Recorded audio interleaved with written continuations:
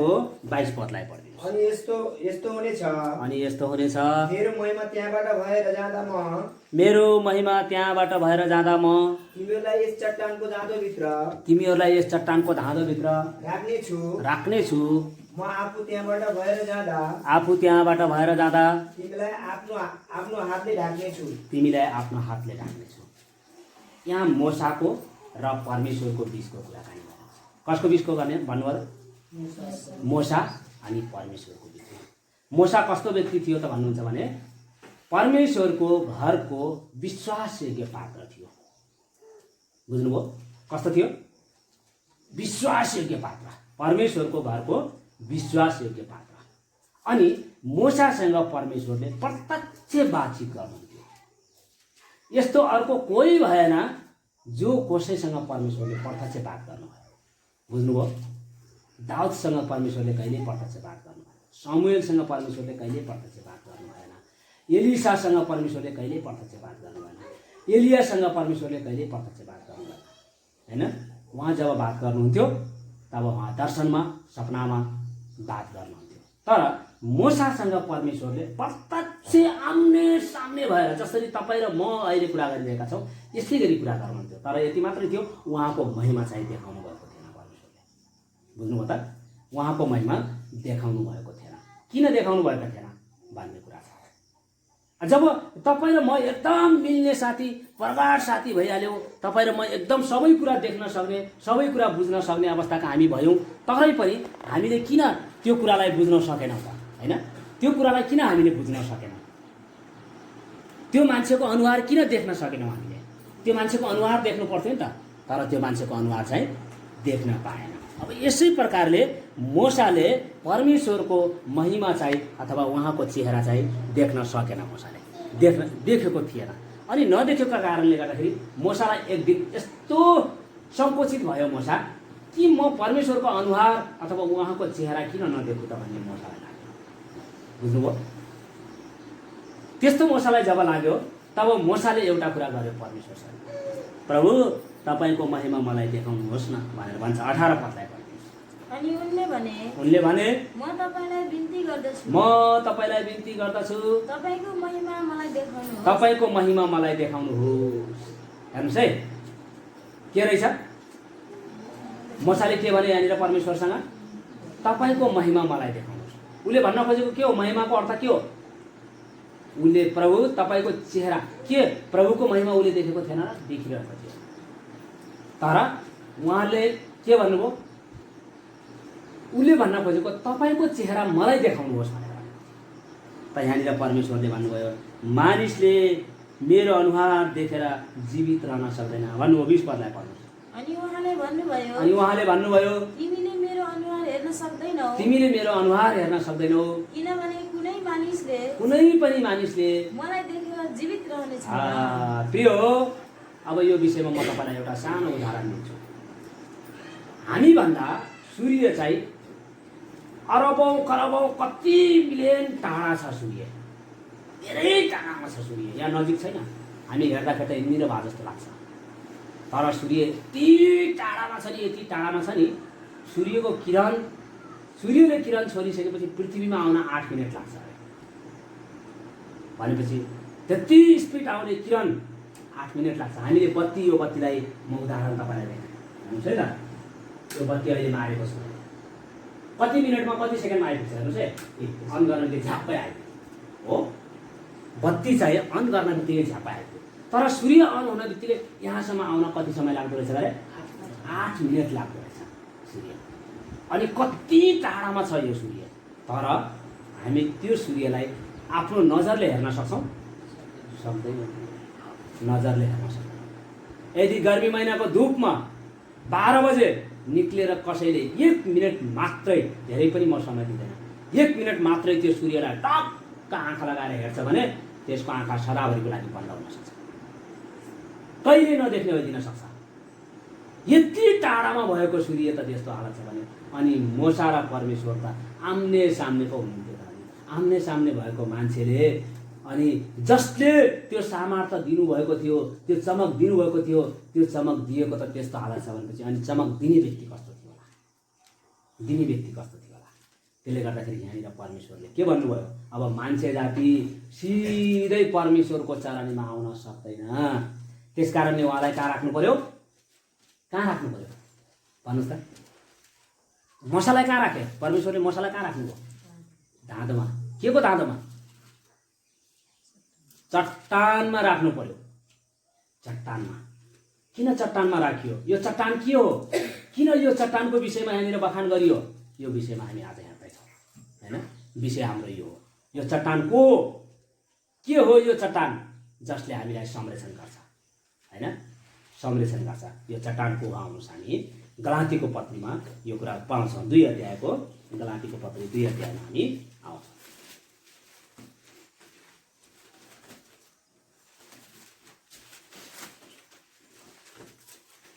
2 अध्यायको कति पद छ हेर्नु है। मलाई पनि पद ठ्याक्कै याद हुँदैन, यो टक टक टक टक यहाँनिर यहाँ छ भन्ने हुँदैन, यति मात्रै याद हुन्छ यो पद यो पाठमा छ भन्ने हुन्छ है। त्यसले गर्दाखेरि जसले भेटाउनुहुन्छ कृपया सहायता गर्नुपर्छ मलाई, किनकि ढिलो हुन्छ, नत्र मैले खोज्न लाग्यो भने ढिलो हुन्छ। 2 अध्यायको हो कति पद भने 3 अध्यायको रहेछ, सरी 3 अध्यायको 27 पदलाई पढिदिनुहोस्।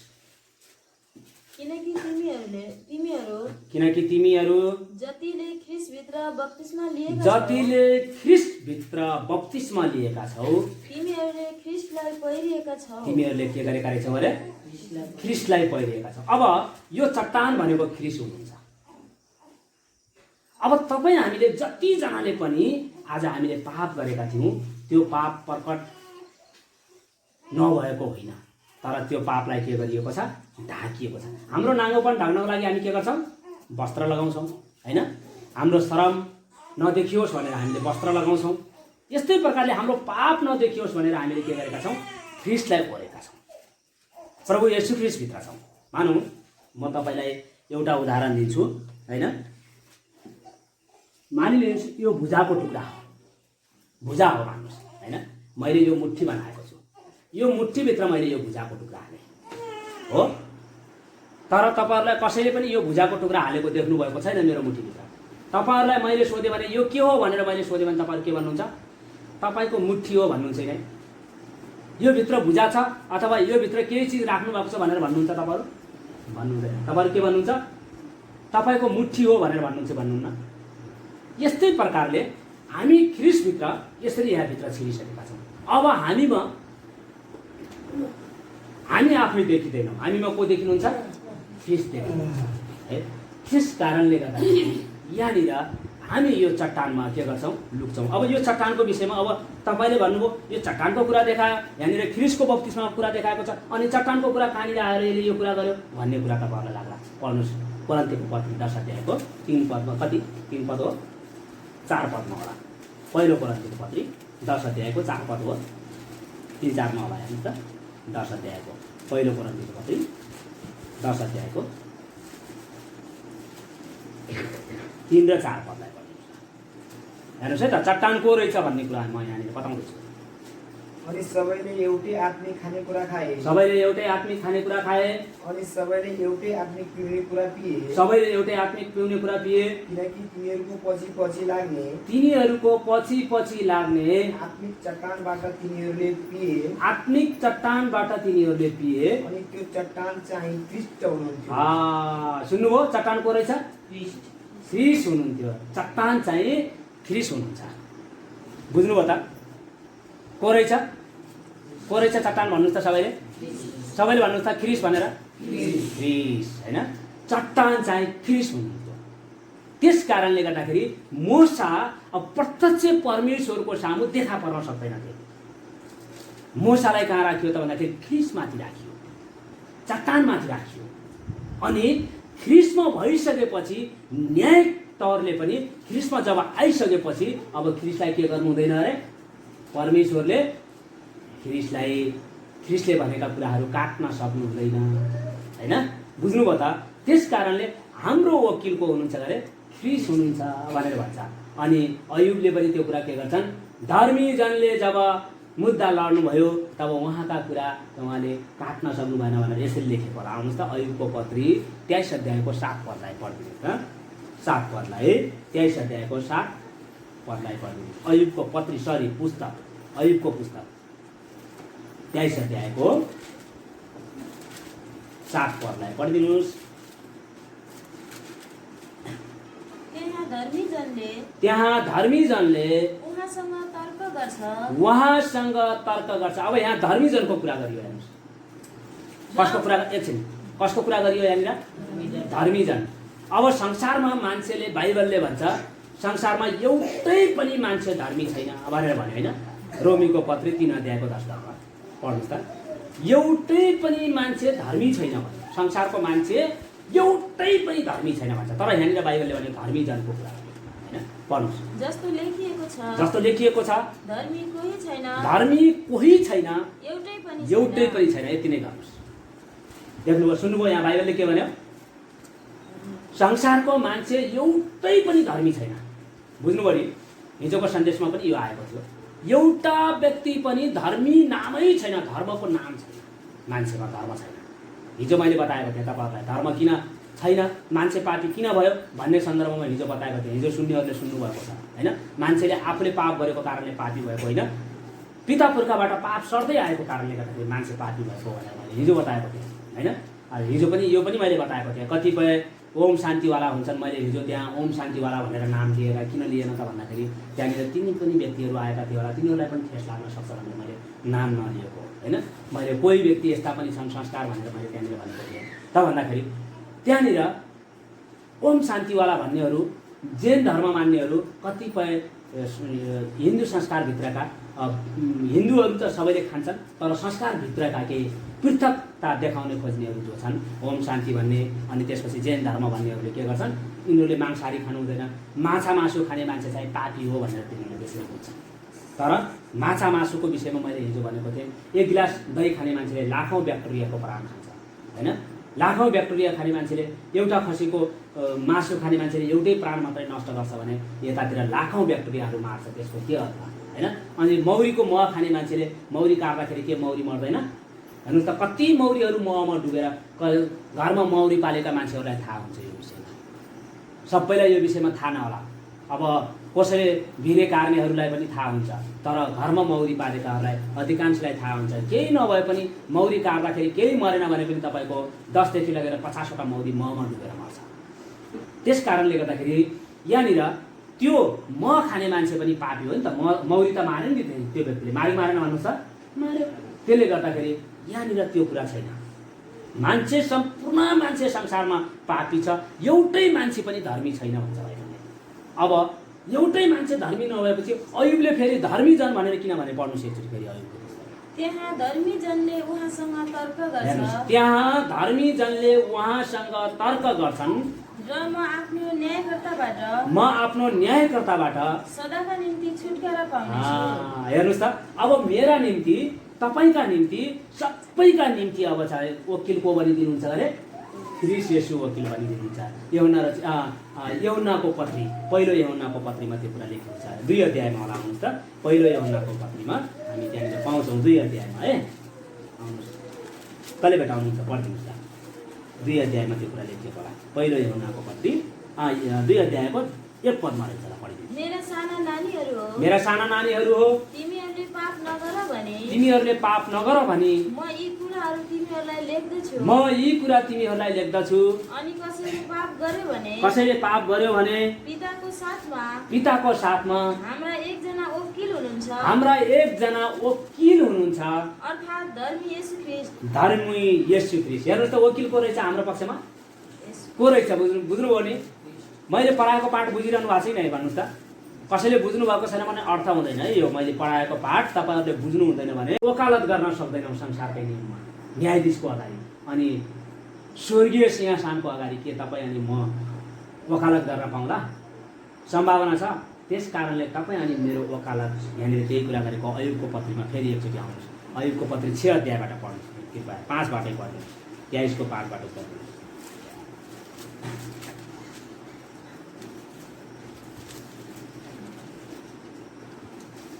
म ती शब्दहरू जान्दथे। अयुबले शब्द नजानेका होइनन्। तपाईँ हामीले वकिल त्यो अदालतमा गएर बोल्न नजानेको होइन, झगडा गर्न जानेका छौँ, लड्न जानेका छौँ, गल्ती उसको थाहा छ, सबै कुरा थाहा छ, तर पनि हामी गएर के बोल्न पाउँछौँ? पाउँदैनौँ। अनि पढ्नुहोस्। जससित उहाँले मलाई जवाब दिनुहुन्छ। जससित उहाँले मलाई जवाब दिनुहुन्छ। अब हेर्नुहोस् है, जससित यहाँनिर के भन्दैछन् आयोगले? एकदम ध्यानसँग बुझ्नुहोस् है, यहाँनिर के भन्दैछन्? जससँग उहाँले मलाई जवाब दियो। मलाई जवाब कोसँग दिँदै हुनुहुन्छ? मैसँग दिँदै हुनुहुन्छ? होइन। कोसँग? वकिलसँग। त्यसबाट यहाँनिर भनेको जससँग उहाँले मलाई जवाब दिँदै हुनुहुन्छ। फेरि पढ्नुहोस् त्यसलाई एकचोटि। म उहाँको सामु म ती शब्दहरू जान्दथे जससित उहाँले मलाई जवाब दिनुहुन्छ। जससित उहाँले मलाई जवाब दिनुहुन्छ। यदि मसँगै भइदियो भने जससँग भनेर लेख्नु पर्थ्यो। उहाँले मसँग जवाब दिनुहुन्छ भनेर लेखिन्थ्यो कि नै? यहाँ भन्नुहोस् त, लेखिन्थ्यो कि नै? जवाब कसँग मिल्दो रहेछ? वकिललाई मिल्दो रहेछ जवाब है। म पनि एउटा संसारी त्यस्तै उसमा फसेर वकिललाई जवाब दियो, न्यायाधीशले मलाई दिएन जवाब। लडे, वकिल लड्यो, म लडेन। न्यायाधीशले जवाब दियो, वकिललाई जवाब दियो, अनि वकिलले मलाई सूचना गर्यो, ल तपाईँको यो भयो फैसला, तपाईँको पक्षमा आयो फैसला भनेर वकिलले मलाई सुनायो। जजले मसँग सुनाएन। जजले के मात्रै भन्यो? यदि तपाईँलाई त्यो फैसलामा चित्त बुझ्दैन भने तपाईँ चाहिँ पुनरावेदनमा जान सक्नुहुन्छ भनेर भन्यो। अरू केही कुरा रहेन। पुनरावेदनमा जान सक्नुहुन्छ भनेर भन्यो। अब मैले पुनरावेदन होस्, अब म घरतिरै जान बेस होला, पुनरावेदन भन्दा घरतिरै ठिक होला भनेर घरतिर लाग्यो होइन। त्यस कारणले यहाँनिर पढ्नु सकायो। र उहाँले मलाई के भन्नुहुन्छ? उहाँले मलाई के भन्नुहुन्छ? सो म बुझ्दथे।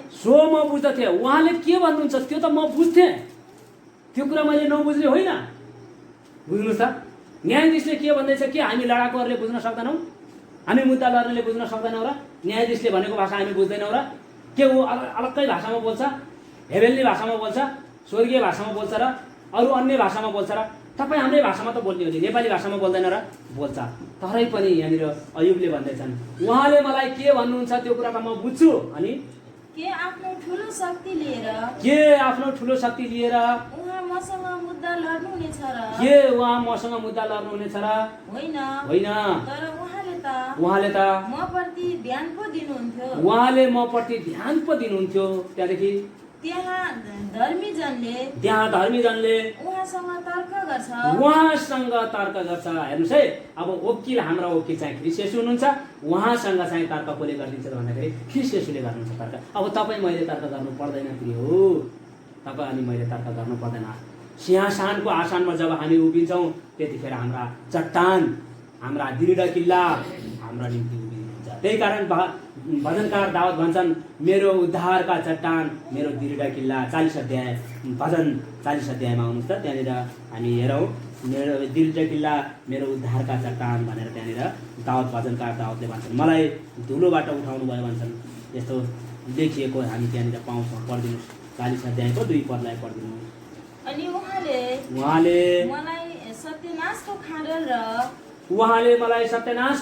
र दलदले हिलोबाट भएर निकाल्नु भयो र मेरा पाउहरू चट्टानमाथि बसाल्नु भयो र मेरा पाइलाहरू दृढ पार्नु भयो। हेर्नुहोस् त, यहाँनिर यो चट्टान को रहेछ भन्नुहोस् त सबैजनाले एकचोटि। चट्टान को रहेछ? सबैजनाले जोरसँग भन्नुहोस्। येशू ख्रीष्ट चट्टान हुनुहुन्थ्यो।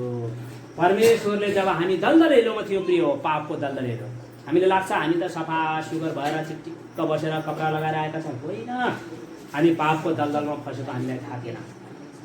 यस्तो दलदले हिलोमा थियो। दलदले हिलो भन्ने थाहा छ? कतिपय तराई बस्ने यहाँ तराईवासीहरूलाई थाहा हुनुपर्छ।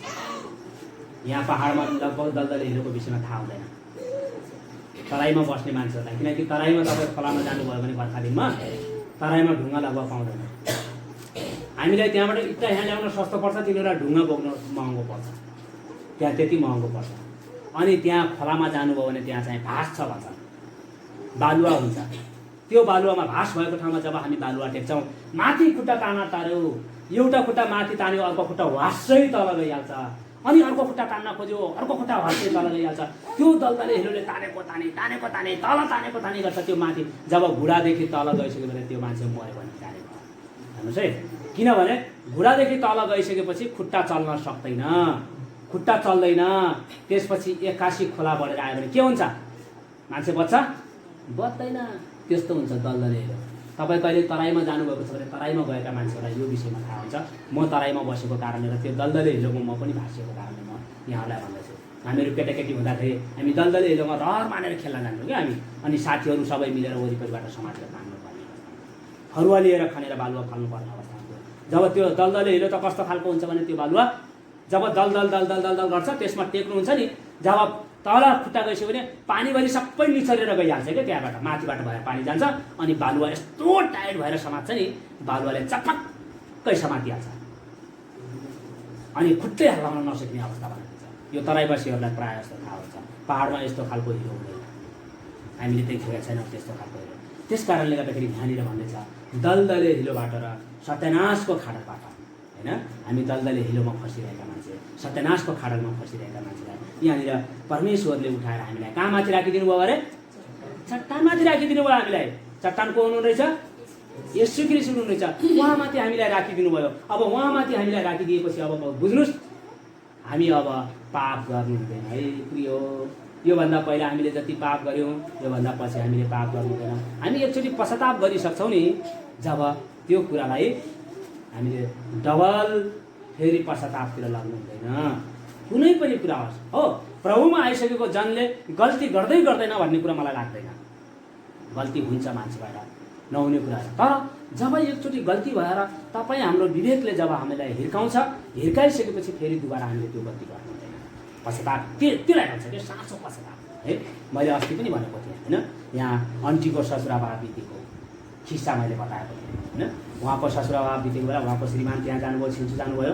अब मामाजीले मलाई फोन गर्नुभयो, मैले भने अब म त्यहाँ गएर के जवाब दिने भन्ने हिसाबले म यहाँबाट जान सकेन। मलाई त्यतिखेर त्यो महसुस भएन, मैले गल्ती गरेँ, विश्वासीले बोलाएको ठाउँमा म गएन भनेर महसुस भएन त्यतिखेर। त्यसपछि 2-3 दिनपछि भाइ रत्नसँग मामाले कुरा गर्नुभएको रहेछ, भानिजलाई बोलाएँ तर त्यहाँसम्म पुग्न सक्नु भएन भनेर। त्यसपछि भाइ आएर मलाई जब यो कुरा झस्काए तब त मलाई मेरो हृदयले 2 दिनसम्म चैन दिएन, बेचैनी भएन। त्यसपछि मैले जब पश्चाताप गरेँ, प्रभु अबदेखि उसो म तपाईँका जनहरूले बोलाएको ठाउँमा जस्तो समय, जस्तो परिस्थिति, जस्तो काम भए तापनि म यस्तो कहिले गर्ने छैन। तपाईँको जनले जहाँ बोलाउँछन् त्यहाँ म पुग्नेछु भनेर मैले पश्चाताप गरेँ। त्यहाँदेखि मेरो शान्ति भयो। त्यहाँदेखि मैले यो गल्ती अब फेरि मैले के गर्नु हुँदैन, दोहोऱ्याउनु हुँदैन। कोही विश्वासीले बोलाइसक्यो भने म त्यहाँ जसरी भए पनि पुग्नुपर्छ, यो गल्ती चाहिँ कुरा यो पापको हामी जब पश्चाताप गर्छौँ, पहिला नयाँ ग्रहण गरेको बेला त मान्छेलाई केही थाहै हुँदैन। समग्रमा पापलाई हामीले के गरेका हुन्छौँ, पश्चाताप गरेका हुन्छौँ। हामी पोको खोल्न सक्दैनौँ हाम्रो पापको, हो कि होइन भन्नुहोस् त? के गर्छौँ हामीले? पुरै पोको पार्छौँ अनि त्यो पोकामा एउटा च्यादरमा लगेर हामीले पोको पार्छौँ। जसरी धोबीले कपडा धुन जाँदाखेरि एउटा बेडसिटमा के गर्छ, सब कपडाहरू हालेर त्यहाँ पोको पार्छ अनि कहाँ लगेर खोल्छ? त्यसले धोबी घाटमा लगेर उसले खोल्छ। यस्तै गरी हामी के गर्छौँ, हाम्रो सारा जीवनभरिको पापको पोको पारेका हुन्छौँ। जब ख्रीष्ट लिएर आउँछौँ हामीले के गर्छौँ, खोली मात्रै दिन्छौँ। हामी धुन सक्दैनौँ, तर धोबीले त धुनै पर्छ त्यहाँनिर। हामी धुन सक्दैनौँ, खोली मात्र दिन्छौँ। प्रभु म जन्मैको पापी हो, आमाको गर्भदेखि नै पापी हुँ, अनि तपाईँको रगतले धुनुहोस् भनेर मात्रै भन्छौँ। पश्चाताप चाहिँ त्यसपछि हुन्छ प्रिय। किनभने मान्छेले जब जब गल्ती गर्दै जान्छ, आज मैले झुट बोलेँ अरे कसैलाई, मैले गलत कुरा बोलेँ, त्यसले मेरो हृदयलाई हिर्कायो अनि मैले भने प्रभु मैले फलानासँग झुट बोलेँ, अब कहिले झुट बोल्ने छैन। त्यो पश्चाताप हो। त्यसपछि मैले झुट बोल्नु हुँदैन, फेरि झुट बोल्छु भने अब प्रभुलाई मैले क्रुसमा टाँग्छु। बुझ्नुभयो? मैले सुर्ती खान्छु अरे, सुर्ती खाने मान्छे सुर्ती खाएँ, मेरो हृदयले मलाई हप्कायो, तैँले किन यो काम गरिस् भनेर भन्यो। त्यसपछि मेरो हृदयले भनिसकेपछि अब मैले पश्चाताप गरेँ, प्रभु म अब कहिले सुर्ती छैन भनेर मैले पश्चाताप गरेँ। त्यसपछि पनि मैले फेरि के गरेँ, सुर्ती खान्छु भने फेरि क्रुसमा प्रभुलाई तान्ने काम गरेँ। त्यस कारणले गर्दाखेरि हामीले जब पश्चाताप गर्छौँ, दलदले हिलोबाट जब हामी माथि आइपुग्छौँ, तब त्यो चट्टानमाथि जब हामी बसिसक्छौँ, फेरि हामी फर्केर दलदले हिलोतिर जाने कोसिस गर्नु। बुझ्नुभयो त? भन्न खोजेको कुरा के रहेछ बुझ्नुभयो? जब हामी पश्चाताप गरेर चट्टानमाथि आइपुगेका हुन्छौँ, फेरि फर्केर हामी दलदले हिलोतिर जानु हुँदैन। बुझ्नुभयो? यसरी हामी फर्किनु हुँदैन है। हामी यसरी हुँदै शुद्ध हुँदै पवित्र हुँदै पवित्र हुँदै पवित्र हुँदै पवित्र हुँदै हामी अगाडि बढ्नुपर्छ होइन। त्यसकारण बाइबलको मलाई ठ्याक्कै त्यो पद याद भएर कसैलाई याद छ भने देखाउनुहुन्छ। त्यहाँनिर भन्छ जो पवित्र छ त्यो अझै पवित्र हुँदै जाओस्, जो अपवित्र छ त्यो अझै अपवित्र हुँदै जाओस् भनेर बाइबलले। यो अन्तिम दिन हो। यो कसैलाई याद छ भने है, मलाई चाहिँ मैले ठ्याक्कै यो पद हो भन्ने मैले याद भुल्लेँ। हुन त मैले कुनै दिनमा त्यो पद मैले देखाएको थिएँ, तर आज मैले त्यो पद मलाई याद छैन। कसै यहाँनिर कतिको यसै प्रकाशित वाक्य 22 11 22:11लाई पढ्दिनुहोस्। प्रकाशित वाक्य 22:11लाई पढ्दिनुहोस् न। जो अधर्मी छ त्यो अझै अधर्मी होस्, अनि जो अशुद्ध छ त्यो अझै अशुद्ध हुँदै जाओस्, अनि जो धर्मी छ ऊ अझै धर्मी हुँदै जाओस्, अनि जो पवित्र छ ऊ ऊ अझै पवित्र हुँदै जाओस्। यहाँनिर यो कुरा किन गर्यो बाइबलले? बाइबलको इच्छा त सबै पवित्र हुँदै जाउन् भन्ने बाइबलको इच्छा हो नि त। तर यहाँ अन्तिम दिनमा आएर यहाँनिर यूहन्नाले यो कुरा किन प्रकाशमा देखाए? जो अपवित्र छ त्यो अझै अपवित्र होस्, जो शुद्ध छैन त्यो अझै अशुद्ध हुँदै जाओस्, जो पवित्र छ त्यो अझै पवित्र हुँदै जाओस्, जो धर्मी छ त्यो अझै। भन्न खोजेको के त भन्दा यो अन्तिम दिन हो। अब यो बुझ्नुभयो त? परमेश्वरलाई न्याय गर्नको निम्ति अधर्मी मान्छेलाई र धर्मी मान्छेलाई न्याय गर्नको लागि धर्मी मान्छे अझै आफ्नो स्ट्यान्डर्डतामा बढ्दै जानुपर्छ, धर्मी हुँदै जानुपर्छ।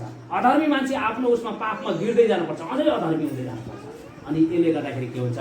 परमेश्वरले न्याय गर्नको निम्ति सजिलो हुन्छ भनेर यहाँनिर यो कुरा लेखिएको। त्यस कारणले अब हामी यो अन्तिम दिनमा छौँ। हामी अब धर्मी हुँदै जानुपर्छ, पवित्र हुँदै जानुपर्छ। हिजो हामीले खैनी खान्थ्यौँ त्यो छोड्नुपर्छ, हिजो हामीले चुरोट खान्थ्यौँ त्यो छोड्नुपर्छ, हिजो हामीले रक्सी खान्थ्यौँ त्यो छोडेर अगाडि बढ्दै जानुपर्छ, हिजो हामी झुट बोल्थ्यौँ त्यो पश्चाताप गरेर अगाडि बढ्नुपर्छ। हामी हिजो कसैको मन दुखाउँथ्यौँ, आज मन सबैको मनलाई हामीले चैन दिँदै हिँड्नुपर्ने, सान्त्वना दिँदै हिँड्नुपर्ने हुँदै जानुपर्छ। यसरी हामी अगाडि बढ्दै बढ्दै बढ्दै बढ्दै जानुपर्छ। त्यस कारणले गर्दाखेरि यहाँनिर हामीलाई परमेश्वरले यो कुरा बताउनु भएको, ख्रीष्ट येशूलाई हामीलाई के गर्नुभयो त भन्दाखेरि हाम्रो निम्ति उहाँलाई एउटा तपाईँ अनि मेरो निम्ति वकिल बनाउनु भएको। अब यसै गरिकन उहाँले यहाँनिर हामी एउटा पद पढ्छौँ। आउनुहोस् त यशायाको पुस्तक, भजन संहिताको पुस्तक। हामी कति अध्याय भनेपछि 62 अध्यायको हामीले पढ्छौँ। 6 पदलाई पढिदिनुहोस् त, 6 र 7लाई पढिदिनुहोस् त। 62 उहाँ मात्र हाम्रो चट्टान। हाम्रो चट्टान को हुनुहुँदैछ? उहाँ मात्रै हाम्रो चट्टान। हाम्रो चट्टान अरू कोही छैन। अब हाम्रो चट्टान अरू कोही छैन, हाम्रो मात्रै होइन हो चट्टान चाहिँ है। मैले अघि नै भने, टेबलको वचनमा भने, उहाँ त हाम्रा परमेश्वर मात्रै हुनुहुन्छ। तिमीहरूलाई बनाउने परमेश्वर अलग्गै, हामीलाई बनाउने परमेश्वर अलग्गै भन्ने कुरा होइन। चट्टान उहाँ हाम्रो मात्रै होइन, सारा संसारको मान्छेको चट्टान हुनुहुन्छ उहाँ। तर यति मात्रै हो, मैले अघि नै भनिसकेँ, अनुग्रहको कारणले गर्दाखेरि हामी चट्टानमाथि बस्न पाएका छौँ। अनुग्रह नपाएको कारणले गर्दाखेरि दलदलै हेर्नु खसिरहेका छौँ। पढ्नु। र मेरो उद्धार मेरो उच्च गढ हुनुहुन्छ। म डगमगाउने छैन। परमेश्वरमा नै मेरो उद्धार र मेरो महिमा छ। मेरो बलको चट्टान र मेरो शरण स्थान परमेश्वरमा नै छ।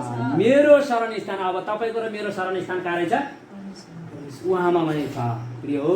अब हाम्रो शरण स्थान उहाँ बाहेक अरू कोही छैन। यो शरण स्थानको विषयमा हामीले कुनै दिन समय मिल्यो भने हेरौँला। अहिले हामीसँग समय पनि त्यति छैन, अब टाढा जानेहरू पनि हुनुहुन्छ होइन। यहाँ शरण स्थानको विषयमा यहाँनिर बाइबलले ठुलो भाष कुरा गरेको छ होइन। त्यतिखेर व्यवस्थाको पुस्तक दिँदाखेरि मोसालाई शरण स्थान छुट्याउने एउटा गरेँ र शरण स्थान त्यहाँनिर छुट्याएको कुरा छ होइन। त्यो शरण स्थानको विषयमा हामी बताउँला कुनै दिन। तर आज चाहिँ अब हामी शरण स्थान, तपाईँको र मेरो शरण स्थान कहाँ रहेछ त भन्दाखेरि ख्रीष्ट येशूमा मात्रै रहेछ। बुझ्नुभयो त? ख्रीष्ट येशूमा रहेछ। त्यस कारणले गर्दाखेरि हामी जो कोही संसारका मान्छेहरूको निम्ति उहाँ मरिदिनु भएको हो। एउटा व्यक्ति तपाईँ अनि मेरा निम्ति मात्रै प्रभु येशू मरिनु भएको होइन, संसारका सारा मानिसको निम्ति मर्नुभएको।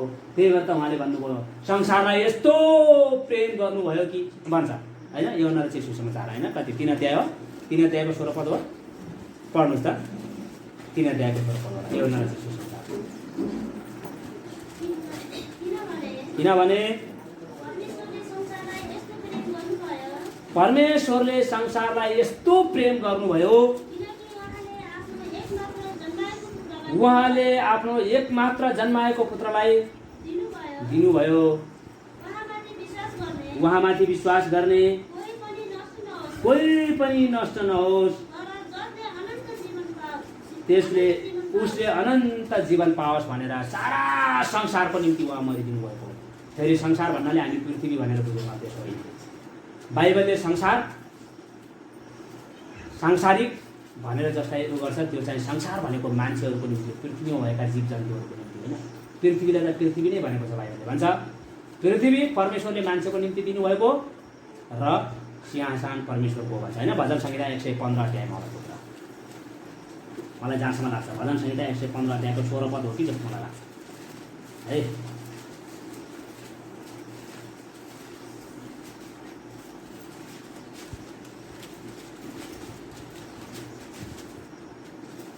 हो कि जस्तो मलाई लाग्यो। हेर्नुहोस् त जसले भेटाउनुहुन्छ त्यो हेर्नुहोस् है त के भन्दैछ यहाँ, फेरि पढ्नुहोस्। स्वर्ग चाहिँ परम प्रभुको हो, तर पृथ्वी चाहिँ उहाँले मानिसका सन्तानलाई दिनुभएको छ। मानिसको सन्तानलाई। पृथ्वीलाई बाइबलले पृथ्वी नै भनेको छ। पृथ्वीलाई बाइबलले संसार भन्दैन। तपाईँ हामीले हो संसार भन्ने पृथ्वीलाई। तैपनि हामी संसार भनेर पृथ्वीलाई बुझ्दैन। हामीले जमिन भनेर बुझ्छौँ, पृथ्वी भनेर बुझ्छौँ, तर संसार भनेको मान्छेलाई भनेको। संसारमा पृथ्वीमा बसेका मान्छेहरूलाई संसार भनेर कहलिएको बुझिएको होइन। त्यस कारणले गर्दाखेरि त यहाँनिर भन्छ बाइबलले संसार दुष्टको वशमा छ भनेर भन्छ नि बाइबलले। किनभने हामी दुष्टको वशमा थियौँ। पढ्नुहोस् त यूहन्ना रचित पहिलो यूहन्नाको पत्रमा त्यहाँ लेखिएको छ होइन। संसार दुष्टको वशमा छ भनेर भन्छ नि। 5 अध्यायको कति पदमा लेखेको छ? पहिलो यूहन्नाको पत्री 5 अध्यायको 19 पदलाई पढ्नुहुन्छ।